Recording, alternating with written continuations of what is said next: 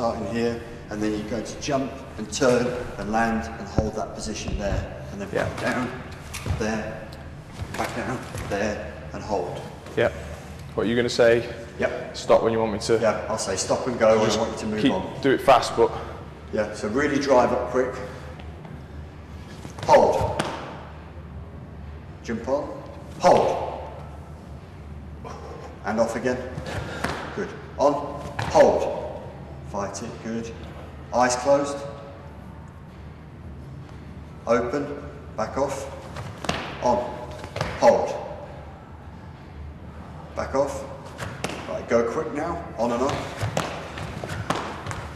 Hold. Eyes closed. Go. Hold.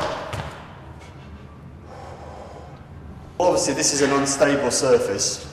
This one's pumped up more than this one, so he's getting a slightly different feedback from each side. We've got multiple problems here in that the original injury that we worked with Dean with throughout the summer was the left ankle fracture that he sustained a year ago whilst away with England.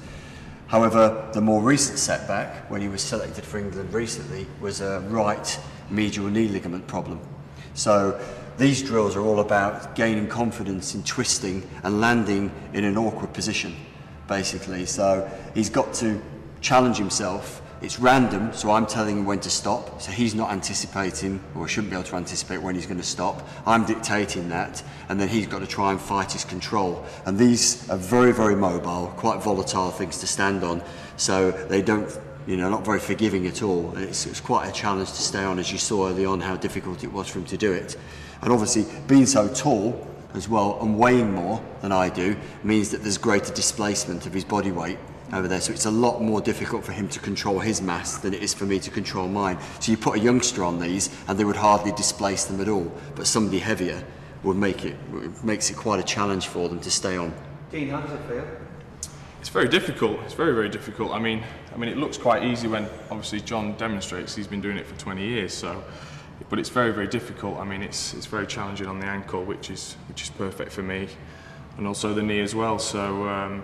I mean, when you first do these are really, really difficult because they're not the sort of things you do, day to day in the football environment. Is there a mental side to it as well? Because it must feel as if it could, it could do something that you don't want it to do. Yeah, I mean, exactly. When you first get your injury, obviously you're very tentative and going on here, and that's where John comes in and says, there isn't going to be a problem. So it's just a case of getting your head around that, and these are ideal for the sort of injuries that I've got. And do you feel it on your injury when you're doing it? Yeah, I mean, it's very hard work. I mean, anyone, if you were fit or not, this is very hard work. So, it is perfect for my ankle and for my knee as well. And I really do feel a benefit for doing this. What else are we doing?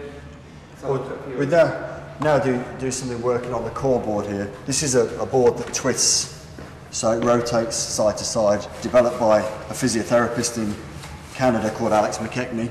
And I worked with Alex quite extensively in Vancouver and in Los Angeles throughout my time at West Ham.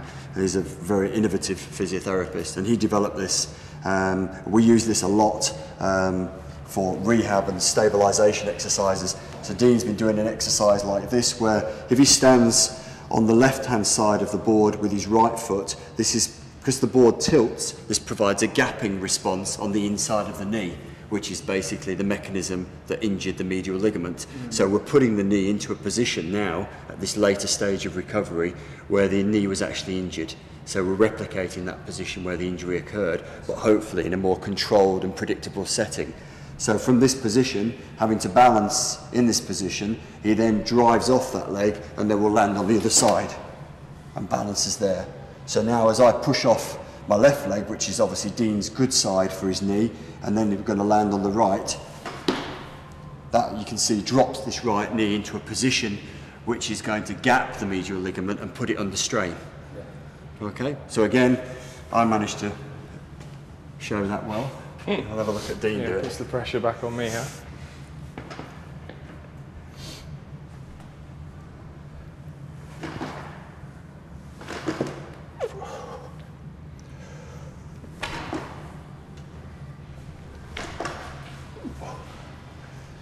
Again, the key thing is that he actually holds the position. Right. So it's easy to just jump and jump straight back, but obviously his body weight has been displaced as he lands, and now he's got to stabilise. Now the work he does to stabilise is the stuff that will protect him when he's out on the pitch, and that's what people regard generally as proprioceptive work. When they say I'm doing proprioceptive knee or ankle exercises, that's the type of thing that they would do. And is it holding the position which is the key to improving the strength in the ligament? Yeah, because in the game he's going to encounter situations where he's going to get nudged when he's not expecting it. There's going to be deviations in the turf where he might slip, and he has to be able to control that, and that comes from, we call these small movements like this displacements, perturbations. So basically we have to provide movements that he can't really anticipate, and then he's got to react to them and control himself without actually doing himself an injury. That is the principle behind it, and that's what really I basically advocate with a lot of my late stage rehabilitation, is this high level proprioceptive functional rehabilitation. Before you got injured then, would you ever have come across anything like this? I actually did when I was at Crewe. They had them, but I wasn't working, wasn't using them in the same capacity as this. Obviously, when I did my ankle, first doing this was very scary, because obviously you can tell it's very difficult on the ankle. So it's one of those things that when you get it right and feel very good, that the ankle feels good as well. Do you have to put all your trust in John? Because as you said, if you feel scared, surely there would have been a lot of doubt about whether or not you should be doing it. Yeah, of course. I mean, there's the odd time when you catch it wrong and you think, is that all right, John? And the answer's always, yeah, it's fine. Carry on. And that's where the trust comes in, that I know if John says it's fine, it's fine. And that's the relationship we've got. I think that's what got me back so well from the injury. And also, do you feel that you know far more about your body than you did previously? Do you know how your body works more now? Yeah, I mean, obviously, I know a lot of people say I'm heavy and big and things like that, and if I was fat and heavy, I wouldn't be able to do these sorts of things, because these are very difficult and challenging. Obviously, my balance and my footwork, which is important to me. It's Kieran Dyer saying you're heavy, isn't it? I wish it was only him.